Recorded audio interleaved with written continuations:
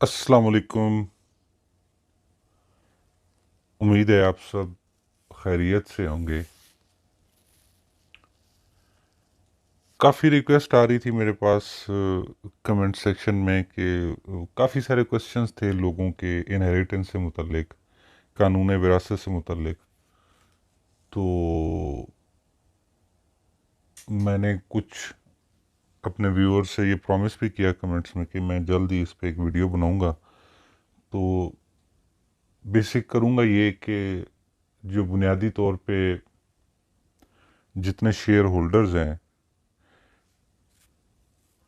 Primary और residuary, जिसमें शोहर या बीवी, उसके बाद वालदैन, माँ बाप दोनों आ गए, और बहन भाई, और बेटा बेटी। तो इनके शेयर डिस्कस करेंगे।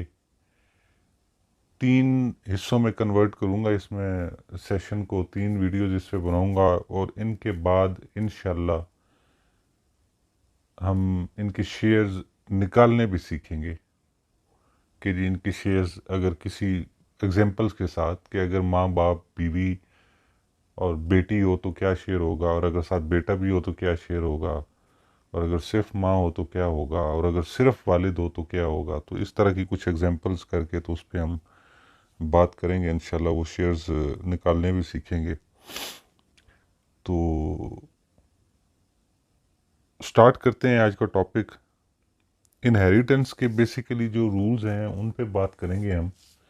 जैसे मैं पहले बता चुका हूँ कि आगे एग्जांपल्स के साथ बात हम आगे नेक्स्ट वीडियोस में करेंगे। तो अब सब जानते ही हैं, इनहेरिटेंस का इशू रेज तब होता है जब किसी शख्स की डेथ हो जाती है और वो अपना कोई तरका छोड़ के जाता है, उसके नाम पे कोई प्रॉपर्टी हो, कोई बैंक अकाउंट हो, मूवेबल इमूवेबल सारी प्रॉपर्टी आ जाती है, जिसमें ज़मीन भी, जायदाद भी, और गाड़ी, बैंक लॉकर, नगद अगर कोई रकम छोड़ के गया है, बैंक में अगर कोई रकम पड़ी है, कोई उसके सरकारी महकमे से कोई वाजिबात हैं, पेंशनरी बेनिफिट्स हैं, सारा कुछ आ जाता है। जो कुछ उसने, कोई कर्ज है, इवन जो कुछ उसने किसी से लेना है, या जो कुछ उसके पास है, उसकी तकसीम शरई असूलों के मुताबिक उसके वारसान में कैसे होगी, ये बेसिकली हम बात करेंगे। तो कुछ अखराजात ऐसे होते हैं जो उसके तरके में से पहले निकालने पड़ते हैं और बाद में उसकी तकसीम होती है। इस स्क्रीन पे आपको नज़र आ रहा होगा।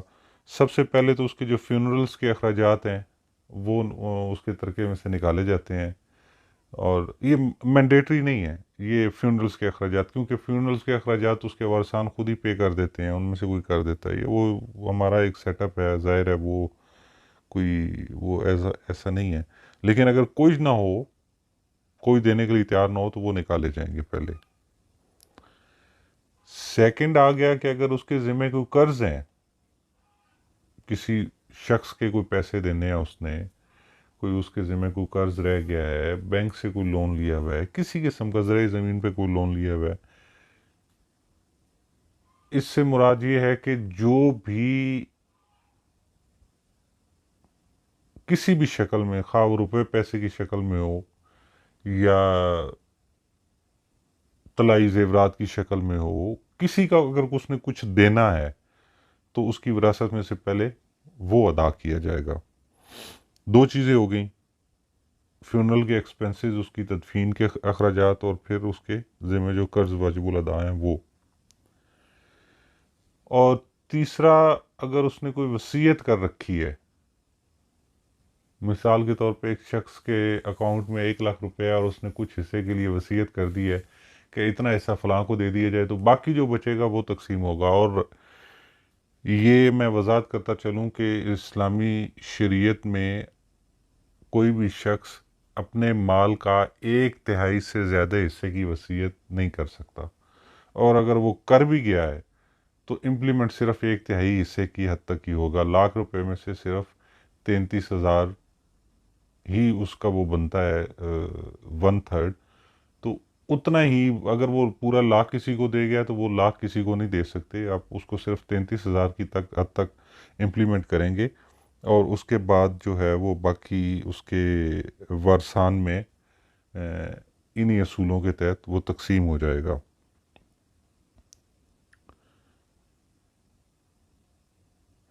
और जो ये उसकी वसीयत है, ये नहीं हो सकता कि जो वो उसके जो वारसान हैं उनको अपना शरई हिस्सा जो है वो पहले मिल गया हो, तो उनकी हद तक फिर वो विल जो है वो इम्प्लीमेंट नहीं हो सकेगी। अब जब ये सारे अखराजात अदा कर दिए जाएंगे तो उसके बाद फिर जो तकसीम होगी वो इस तरह होगी कि अगर खातून किसी की डेथ हुई है और उसका हस्बैंड है, तो उसके हस्बैंड को शेयर मिलेगा 1/2। अगर उसके बच्चे नहीं हैं, उसकी टोटल प्रॉपर्टी का हाफ शेयर जो है वो खातून का हस्बैंड ले जाएगा, अगर उसकी औलाद नहीं थी खातून की। अच्छा, यहाँ पे ये भी मैं वजाहत कर दूँ, ज़िम्नन मेरी बात ज़हन में आ गई है कि खातून की औलाद की का जिक्र हो रहा है, उसके शोहर की औलाद का जिक्र नहीं हो रहा। ये बातें दो भी हो सकती हैं।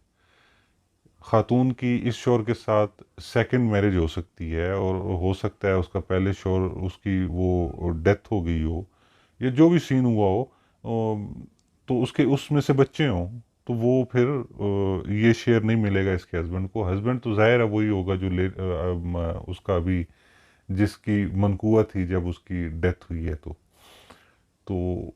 ये बच्चे उसके पहली शादी से भी हो सकते हैं। तो अगर बच्चा कोई नहीं है तो फिर जो शोहर है उसको उसकी विरासत का आधा हिस्सा मिल जाएगा।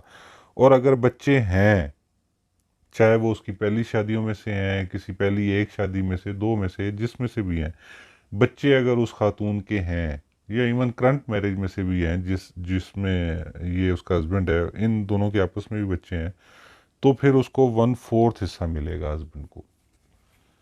बाकी हिस्सा फिर उसके वो आगे बताता हूँ कि वो कैसे होगा।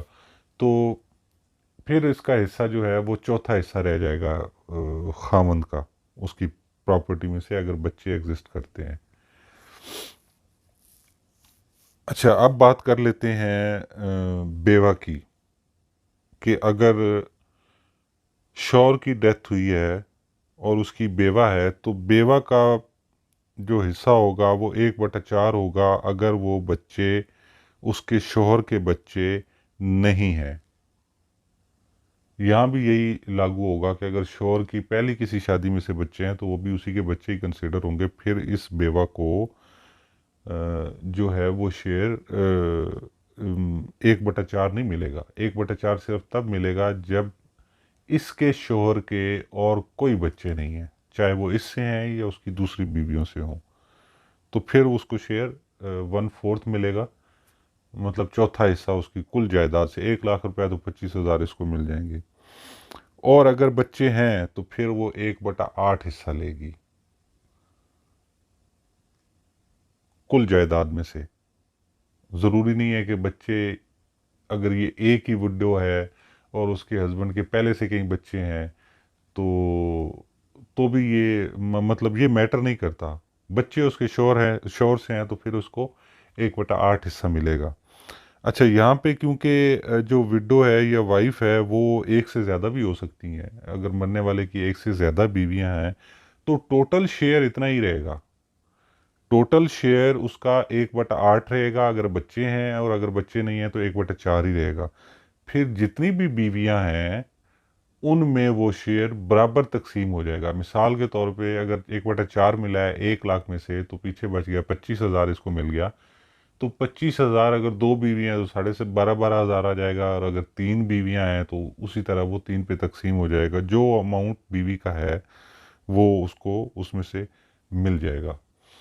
तो ये आज बुनियादी तौर पे ये सारा जितने भी सिनेरियोज हैं उसमें हस्बैंड और बीवी का शेयर इतना ही है। आप किसी भी एग्जांपल में उठा के इनको फिट कर लें, दो ही सूरतें हो सकती हैं ना इनकी, जो आपस में शेयर जो चेंज होते हैं वो सिर्फ इन्हीं सूरतों में हो सकते हैं कि अगर बच्चे हैं या बच्चे नहीं हैं।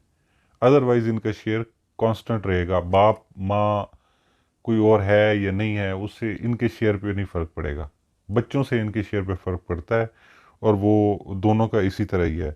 आप ये समझ लें कि अगर शोहर का 1/4 है तो बीवी का 1/8 है, और अगर शोहर बच्चे नहीं हैं तो फिर शोहर का 1/2 हो जाएगा, और बीवी का जो है वो 1/4 हो जाएगा। वही औरत और मर्द वाला मतलब शेयर जो है वो शोहर का ज़्यादा बनता है, और उसकी जो वाइफ है वो उसका कम बनता है। तो ये दो सिनेरियोज आज हमने डिस्कस किए हैं। उम्मीद है किसी भी एग्जांपल में आप इसको फिट करेंगे तो आपको ये कम से कम इस शेयर का पता होगा कि ये हमने कैसे निकालना है, शोहर और बीवी का कितना हिस्सा बनता है। तो बुनियादी रूल यही है। तो इंशाल्लाह अगली वीडियो में मुलाकात होगी। अगली वीडियो में हम बाकी जो शेयर होल्डर्स हैं उन पे तफसीलन बात करेंगे। चैनल को लाइक ज़रूर कर दीजिएगा, सब्सक्राइब कीजिएगा, बेल नोटिफिकेशन ऑन कर दीजिएगा, और आपका बहुत बहुत शुक्रिया मेरे साथ रहने के लिए। अल्लाह ताला आपको अपनी हिफ्ज़-ओ-मान में रखे। बहुत शुक्रिया। अल्लाह हाफ़िज़।